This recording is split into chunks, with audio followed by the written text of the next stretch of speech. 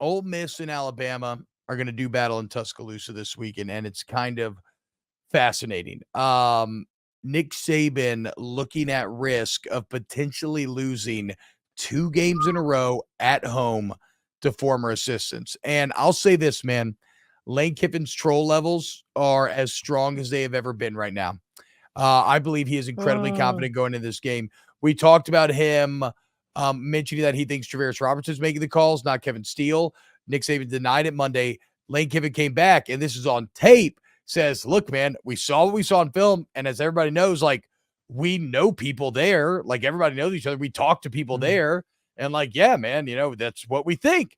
And so what's fascinating about that is legitimately Lane Kiffin is trying to make Nick Saban think he has a mole amongst the crew. He is literally trying to stir dissent amongst the ranks. He is playing meta mind games right now. The tweets are out of all of it. And the only thing I keep coming back to is there's no way he would be doing any of this if he didn't feel supremely confident about what he's bringing to bear. You think Saban is interrogating people this week? Like, bring him into his office, turn the lights off, have a light shining on their face. Like, are you the mole? Are you trading secrets? You talked. Yeah, you talked. Absolutely. I know you did. How scary would that be if Nick Saban walked into the room, lights are dimmed, there's just a chair with a light beaming on it? Like, I'd be shitting. Deny till you die. You better have fucking proof of my text. Otherwise, I didn't do that. Even if I did it, I didn't do it. Absolutely not, coach. Never would. No chance. No, I don't know. I don't know if this is, because remember we talked about Nick Saban smiling in the press conference to start the season. Like, is that a good thing? Is that a bad thing? Does that mean he's supremely confident? Or is he just like, you know what, this season's going to suck. I'm just going to be happy and enjoy it. And is this Lane Kiffin supremely confident, or is this him trying to mask something? Because I've never seen, like, he's always been a troll, and he's always been more trollish during Alabama week and saying, unique things like get your popcorn ready, all that. But I feel like he's taking it up another notch. Yes. This week. So, like, does he see a chink in the armor? Which I think a lot of us do.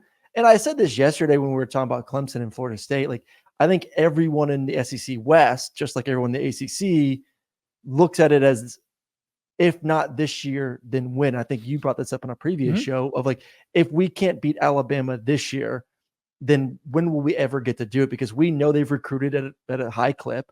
We know it's a young football team. We know Nick Saban's going to go get a kid in the transfer portal, the quarterback next year. Like, we have to take advantage when Alabama's down and keep them down. So, yeah, I don't know. I still would be hesitant of poking the bear too much, of saying the dynasty's dead, that the king is dead, when Alabama is a more talented football team. And the last time that Alabama lost 2 games in a row in Tuscaloosa was Nick Saban's first year back in 2007. It just doesn't happen. Well, until it does, Yeah. Again, I'm not going to stay on this too long, but let's just look at the experience Alabama fans are going through right now. Aaron Murray, there are 32 NFL starting quarterbacks. Alabama represents 1/8 of the starting quarterbacks in the NFL. And yet you look at this year's numbers. These are Alabama's SEC ranks offensively. Yards per game, they're 12th. Pass yards per game, 13th. Yards per pass, 13th. Yards per play, 13th. Offensive success rate, 12th. Negative play percentage, 13th. Sack percentage, dead last, 14th. Now, that said, I do believe Jalen Milroe is a significantly better quarterback than the other two, especially with this team, especially with this offense. And I saw an Ole Miss defense that was struggling and getting pushed around by Tulane in the trenches with their backup quarterback. And so we have a classic weakness on weakness. Aaron, who do you think wins that battle? A Jalen Milroe-led tied attack, or that seemingly weak Ole Miss defense? Well, it depends on what the game plan is for Alabama. Like, I want to see, I don't know, I would say at minimum 10 design quarterback runs in this football game. Yeah, absolutely. Like we talked about Colorado wanting to shorten the game up. I think for Alabama, the same thing is, like, you just want 12 plus play drives where you're just beating Ole Miss up, because Ole Miss, like you alluded to, man, I think there's some major issues on both lines of scrimmage for Ole Miss. And Alabama's not great in pass protection, but they can run. And Alabama's defensive line's pretty feisty. And I don't think Ole Miss, who, I don't know what the deal is with Judkins. I think it's some sort of abdomen issue that has hampered him to start the season. You can't have Jackson Dart being your leading rusher and then think you're going to win the football game. Why not? I don't believe. No game sample size. Why not? I mean, he's done it very effectively this year. He's rushed for over 200 yards, averaging against 6 yards lesser opponents. touchdown.